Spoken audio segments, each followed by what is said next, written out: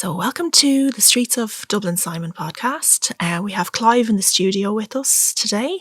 You're very welcome, Clive. Thank you. We're going to talk about the Step Up, Step Down service and your personal experience of that.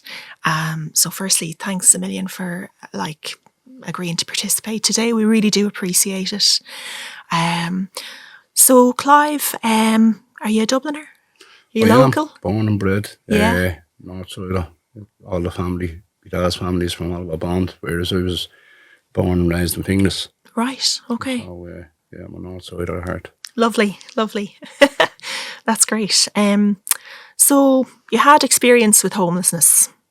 How did that come about? If you don't mind me asking. I ran away from home when I was 14. Just thought the grass would be greener on the other side and ran away, and to this day I've never came home. Okay. So yeah. I've been homeless here and in the UK. Right. I ran away to London, at a very young age. I just wanted to get away. It wasn't, I was put into a home, at a very young age. We won't specifically go into that. First chance I got, I ran away. Okay. And I was on the streets of London for a few years, squatting, always with an older crowd, Wow. I had to do with it, and I had to do it as a wife. Yeah. Which turned me into criminality. Okay. So yeah, if I wasn't homeless, I'd be in prison. So every time I left prison, I'd be back into the homeless, and just moving around, being a loner, trying to fit in. Right.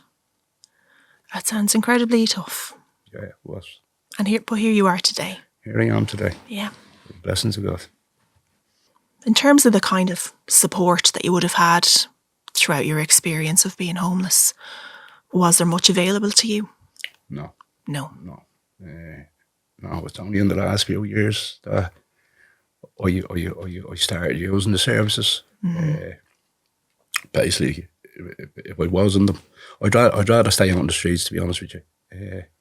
I was still in the mix. I had a long-term drug addiction, so I'd rather be out in the mix, thinking I'd miss something, or I was more free. So when I did use the services, it was just to put my head in the pillow, basically. Okay. But no, I didn't have any support. Right. So it sounds like you got used to that lifestyle and it became just the way you lived, the way you operated, and that was what was familiar, maybe. Yeah, I was of the mentality not to reveal much about myself to anybody.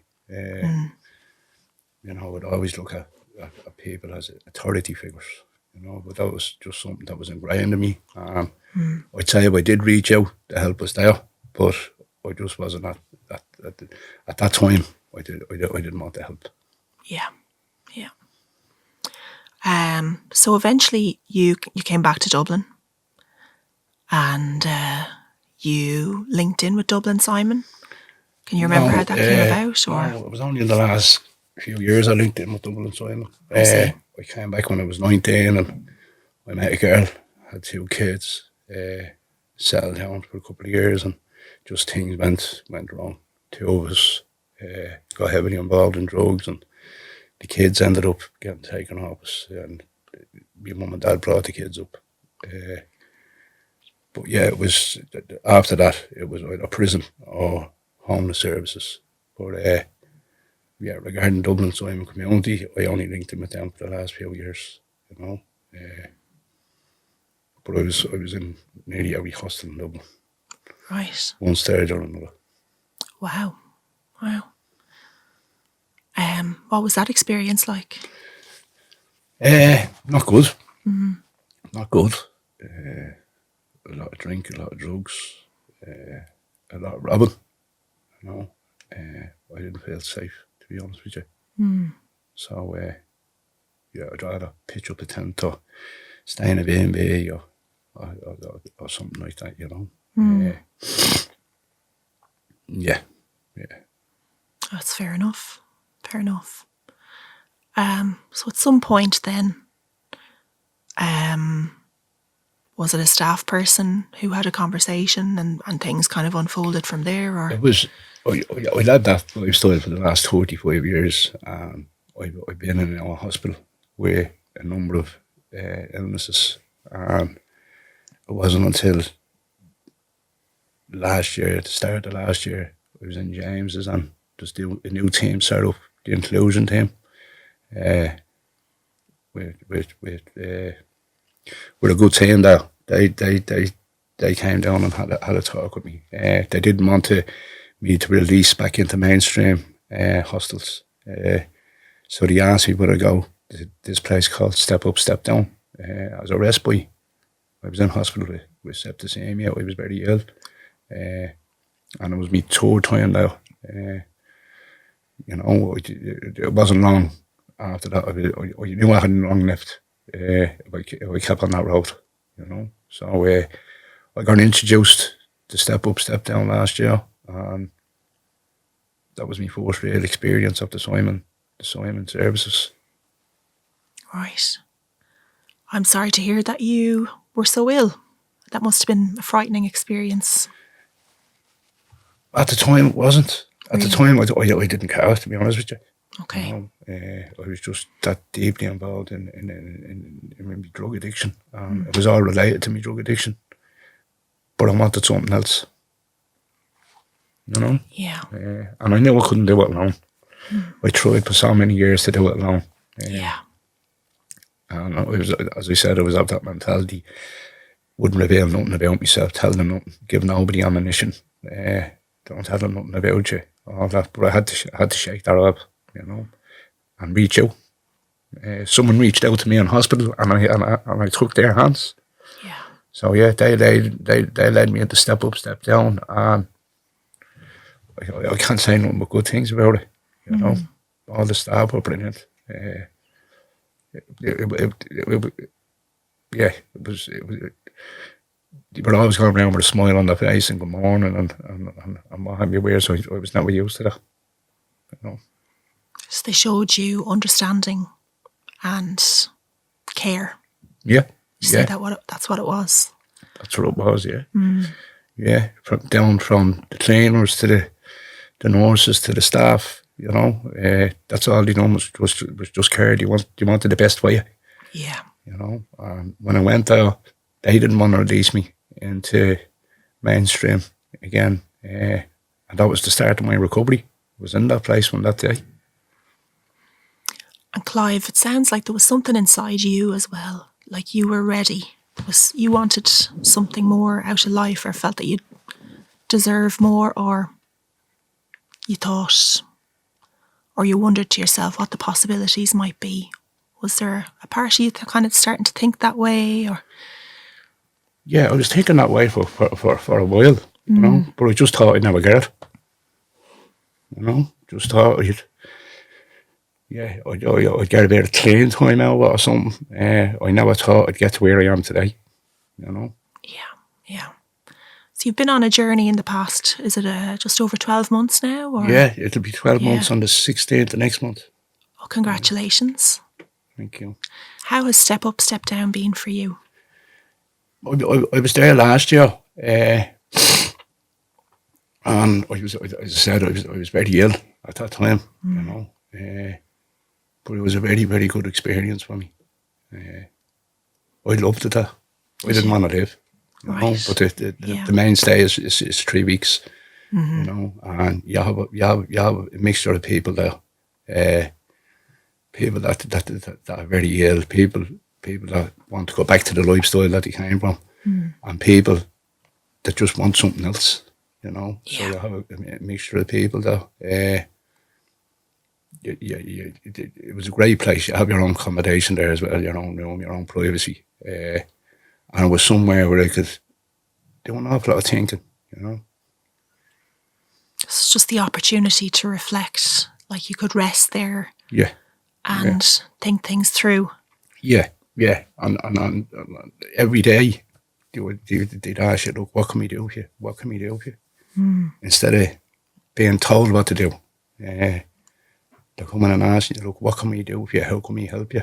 And that was totally different than being the authority figure again. I come back to, if you tell someone like me, or someone like me that's lived the life I've lived, if you tell them what to do, the back is going to go up.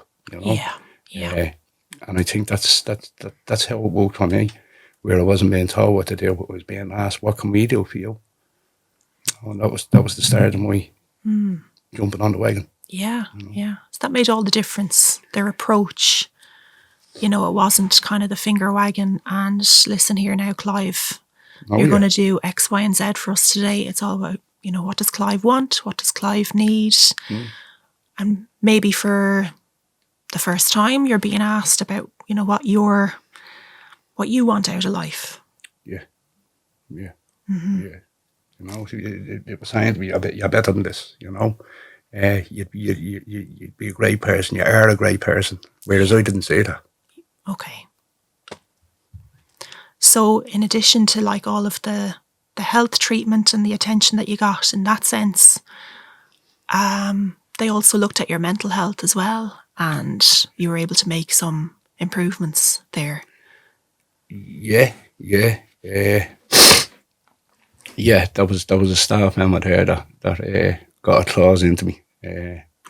She seen something in me that I didn't see in myself, and she pushed me, saying, look, I think this course will do you good, or I think this programme will do you good. And I was being like a child, being led by the hand, and that's the way it's been for the last 12 months now, just I'm back in education, I'm in a day programme, I'm just trying to better myself now, and I put that down, the step up, step down. That was my starting point.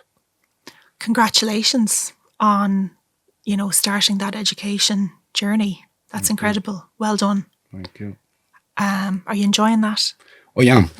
It's I feel like a fish out of water. Every time I go into these places, I feel as though I don't deserve to be there. Well, I suppose others would disagree. Yeah. Staff at Dublin Simon would disagree and think that you very much deserve to be there. Oh, I do. Yeah. I know I do. I know I've an awful lot to give back. Yeah. I just hope I can get to where I want to be, so I can, walk one day and give back. And that's what I want to do. I don't want to get a job and chase money, or I don't want any of that. I just want to get the education and give back to people that's in my situation. That's what I'm hoping to do. Well, you can speak to them on your own experience. Yeah. Because, as well-trained as staff are, they don't have the experience of living through it, which you have. So that's going to be really, really valuable. Yeah. If you're going to be helping to bring people along in their journey of recovery. Were there any moments during that journey that really stand out to you now, that have stayed with you? Anything that maybe somebody said to you, or a realisation that you had yourself? Yeah, that was a friend of mine that this just I have a picture on my phone going back to August of last year. Outside, step up, step down. It was the first phone that I ever got, touchscreen phone, and I have a picture on it of the two of us outside there first few weeks there, and the state of the two of us. That's what stands out. Seeing that, and then looking today at myself, that's a big standout moment for me. Okay.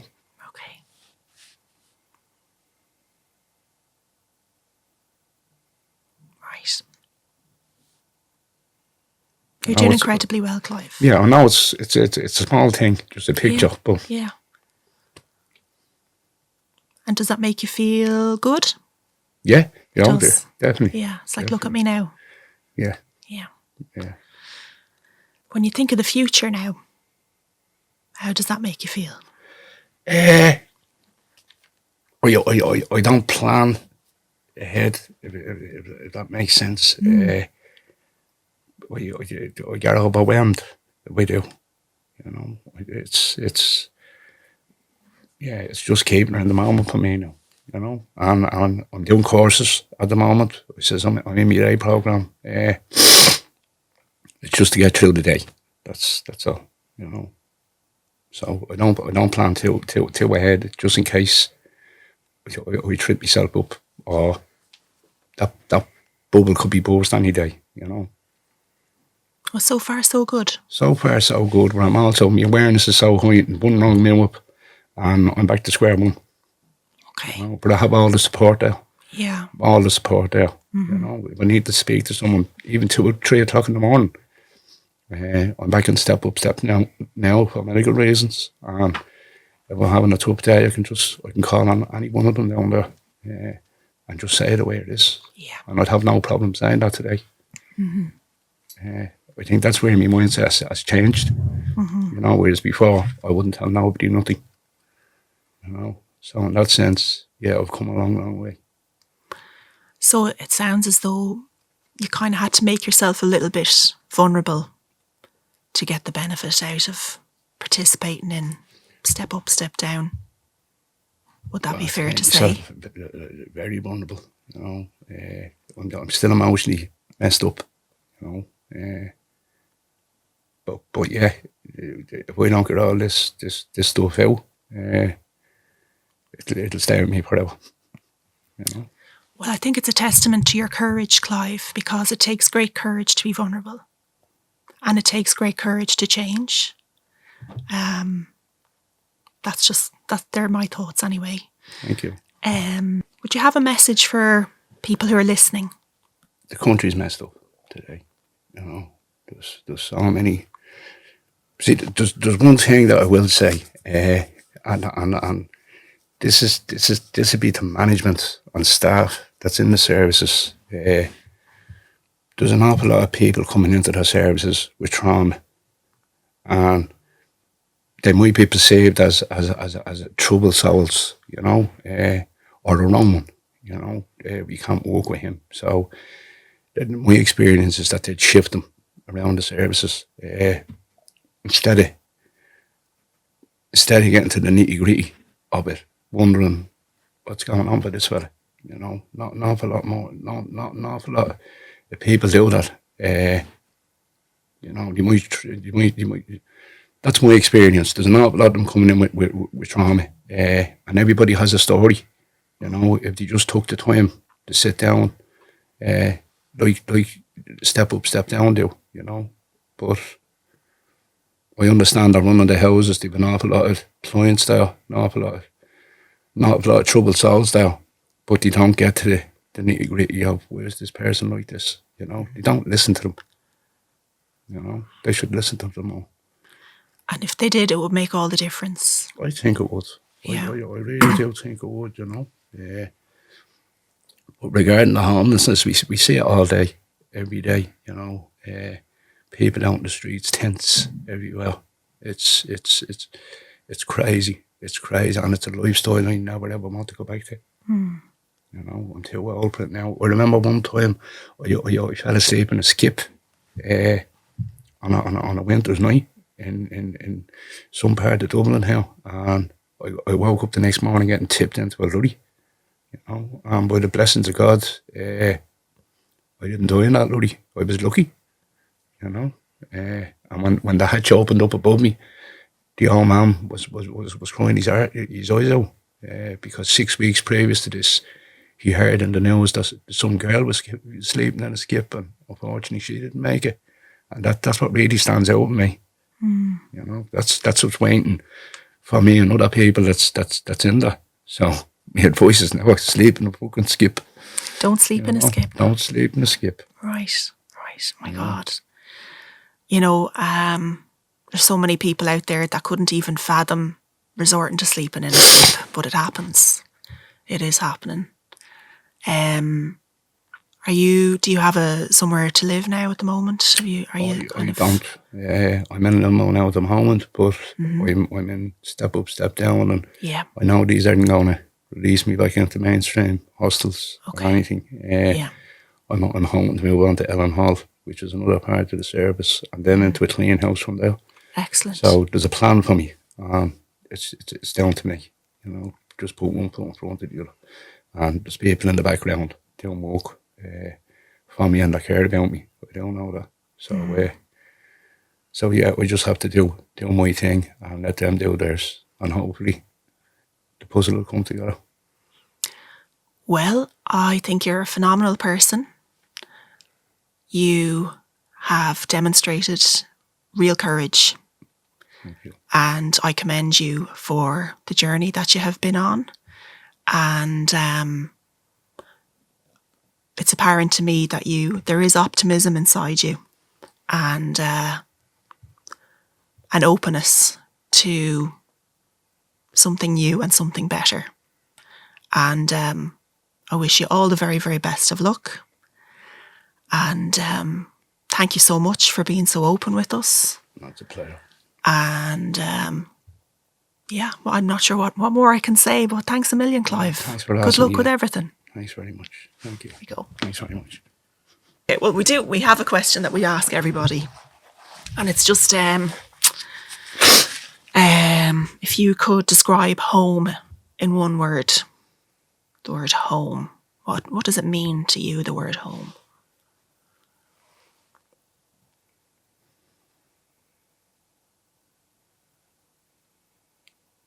Hurt. Okay. That's honest, very honest response. Yeah. Yeah. Thank you, Clive. Thank you very much. Thank you. Thank you. Thank you for listening. To find out how you can help, visit www.dubsimon.ie. Dublin Simon. Homeless, not less.